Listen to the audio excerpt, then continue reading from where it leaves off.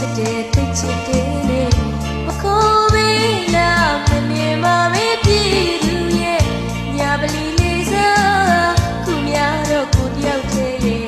ပြောစရာချင်းလေးတွေအဝေးတို့ရဲ့ပြီးခဲ့ပြီကွယ်